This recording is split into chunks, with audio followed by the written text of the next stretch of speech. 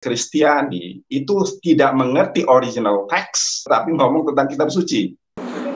Dan ketika Kristen saya tanya, ini tahu nggak bahasa Ibraninya? Dia nggak tahu juga. Tahu nggak bahasa Yunaninya? Nggak tahu juga.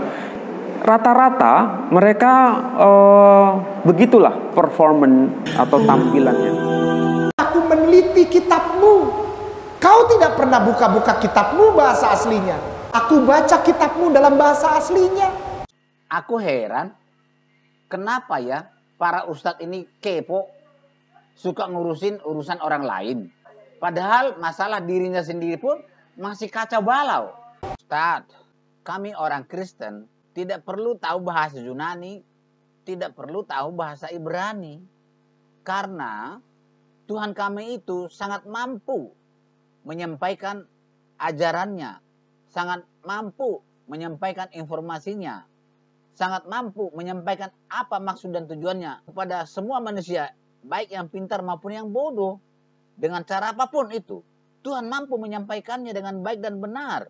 Tuhan kami menyampaikan informasinya, menyampaikan ajarannya, menyampaikan maksud dan tujuannya kepada manusia dengan cara menggunakan bahasa manusia, lalu diterjemahkan kepada seluruh bahasa manusia yang ada di dunia ini, termasuk kepada bahasa saya yang saya mengerti.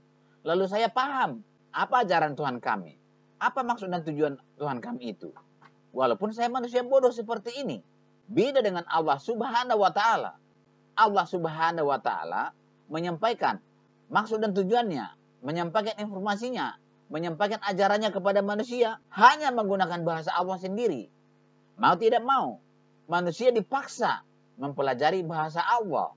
Padahal manusia tidak mampu memahami bahasa Allah dengan baik dan benar. Sehingga para ulama menafsirkan, sementara tafsiran mereka berbeda-beda, tidak ada yang sama. Karena yang namanya tafsiran tidak pasti benar. Bisa salah, bisa benar.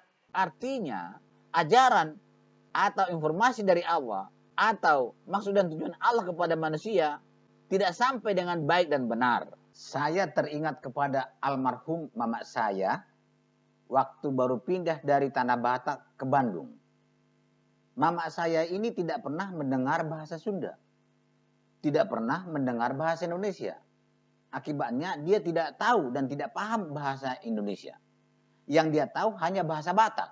Ketika dia ke pasar, dia menggunakan bahasa Batak kepada pedagang. Akibatnya pedagang bengang-bengong mendengarkan bahasa mama saya ini. Tapi hebatnya mama saya ini berusaha sedemikian rupa supaya para pedagang ini mengerti maksud dan tujuan mama saya ini. Ternyata berhasil. Saya salut. Hebat mama saya ini. Walaupun dia tidak tahu bahasa Sunda, tidak tahu bahasa Indonesia, tapi dia mampu membuat para pedagang mengerti maksud dan tujuannya. Di dalam Al-Quran itu terlalu banyak ayat-ayat yang tidak bisa dipahami oleh semua orang. Al-Quran itu luar biasa, grammarnya luar biasa. Banyak majas di sana. Masalah perbedaan pendapat itu maklum. Jangan sampai menolak perbedaan pendapat tentang masalah tafsir. Perbedaan pendapat tafsir itu sudah biasa, men. Kita tinggal mengikuti dan memilih tafsir ulama. Tunjukkan pada saya, apakah setiap yang baca Quran ngerti isinya? Tidak. Al-Quran gak ngerti, mas hafal Quran. Kita bangga menghafal Al-Quran tapi tidak memahami Al-Quran. Senang mengulang berbahasa Arab tapi tidak mengerti bahasa Arab. Suka membaca Al-Quran tapi tidak memahami maknanya. Akhirnya apa? Menjadi keledai di Indonesia. Hadir, anaknya tadi ngomong lagi kurang sehat. Bagaimana kalau Pak RT aja yang mimpin doa? Wah, maaf deh, saya nggak biasa. Bagaimana kalau situ aja? Ih, kan saya kagak bisa. Paman ente aja, dia kan orang Arab, pasti bisa. Iya, عمي اقرأ الدعاء تفضل. أنا لا أستطيع أقرأ الدعاء يا سعيد لأنني لم أتوب إلى الله وأني أخاف إن دعائي لا يتقبل الله ولو كان بسم الله الرحمن الرحيم. آمين. ما هذا نحن نتكلم هم يقولون آمين أستغفر الله العظيم آمين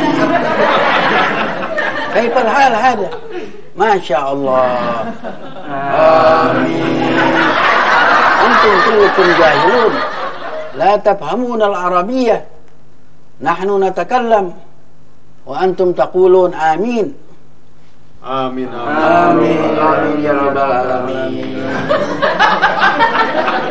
Orang yang benar-benar pinter itu adalah orang yang bisa membuat semua orang, bahkan orang yang paling bodoh, bisa mengerti apa yang dia maksudkan.